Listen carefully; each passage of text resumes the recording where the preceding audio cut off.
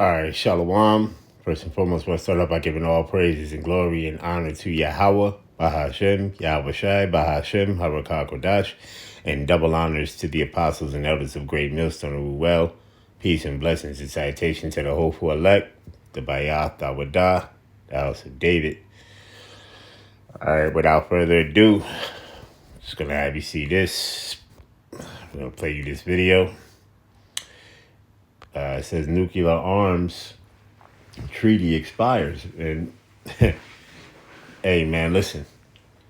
It's coming down to these. It's coming down to this right here, man. All right. World War III will insinuate, man.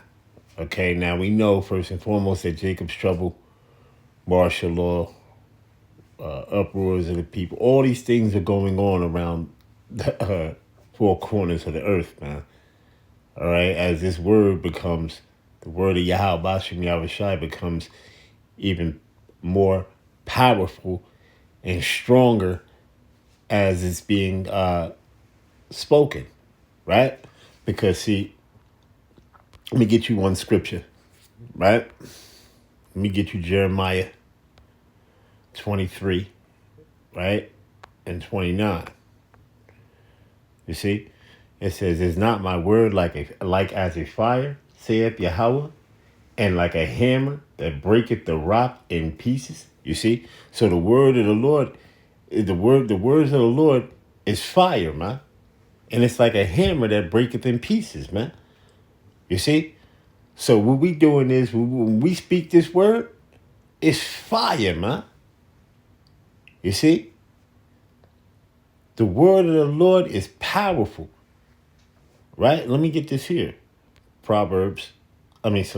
Psalms 12 and verse number 6. It says, "The words of Yahweh are pure words, as silver tried in a furnace of earth, purified 7 times."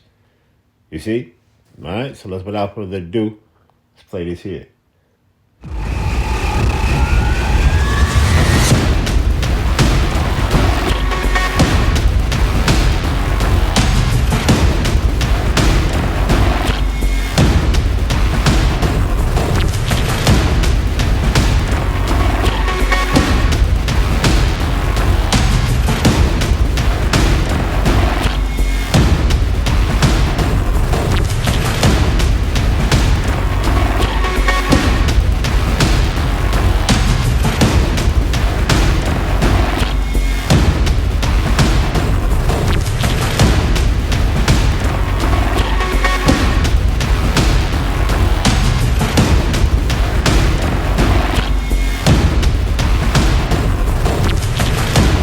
Amid escalating fears of a conflict with Iran, the U.S.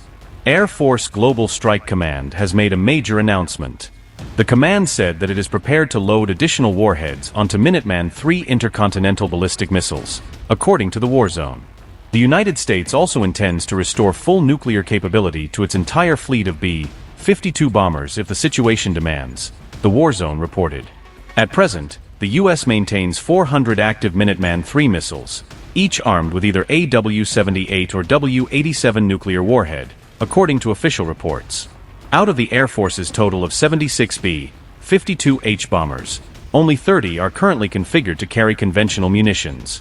This configuration aligns with America's obligations under the New START Strategic Arms Reduction Treaty.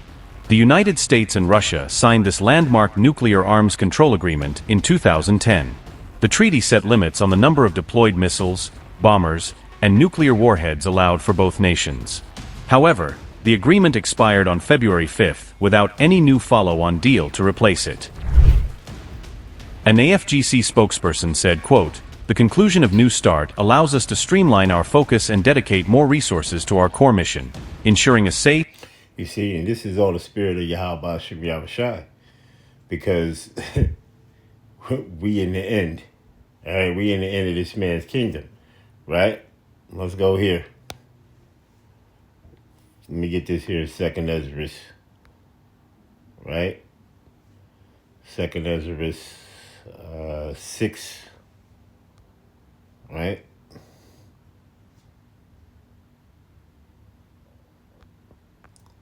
and 7. Let's start there. 2nd Ezra 6 and 7. It says, Then answered I and said, What shall be the parting asunder of the times, or when shall be the end of the first, and the beginning of it that followeth? And he said unto me, From Abraham unto Isaac, when Jacob and Esau were born, of him Jacob's hand held first the heel of Esau. For Esau is the end of the world, and Jacob is the beginning of it that followeth. You see? So this man's kingdom, right? His rulership is going to be obliterated, man. You see? And the kingdom, and our kingdom is going to be set up here on the earth when our big brother returns with the host, right? Which is the armies, the angels. You see, and take down all of our enemies who have tried to destroy us over here on this side, man. You see, who seek to destroy us over here on this side, according to Psalms, the 83rd chapter. You see? Safe, secure, and effective nuclear deterrent. This managed transition enhances our operational readiness and our ability to respond to the nation's call. Although we will not comment on the posturing of our forces, Air Force Global Strike Command both maintains the capability and training to MIRV the Minuteman III ICBM force and convert its entire B-52 fleet into dual-capable long-range strike platforms if directed by the President. Historically, the Minuteman III missiles were initially deployed in 1970, each carrying 3 W-78 warheads. Reports suggest that each of those warheads had an explosive yield of approximately 335 kilotons. The U.S. B-52 bomber fleet is also undergoing major modernization, including the installation of new engines and upgraded radar systems.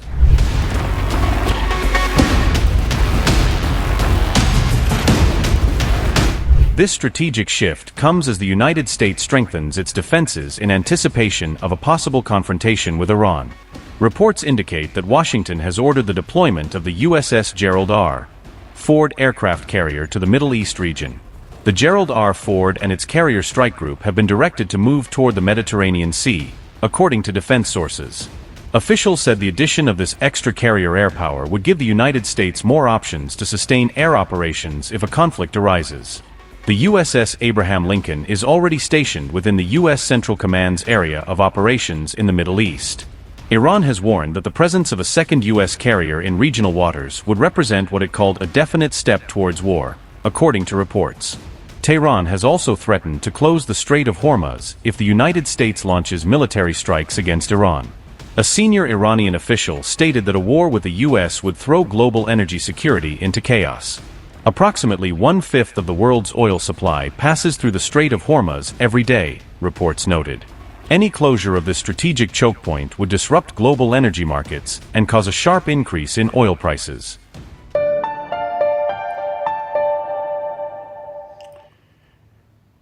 All right, so right there, we're going to say shalom.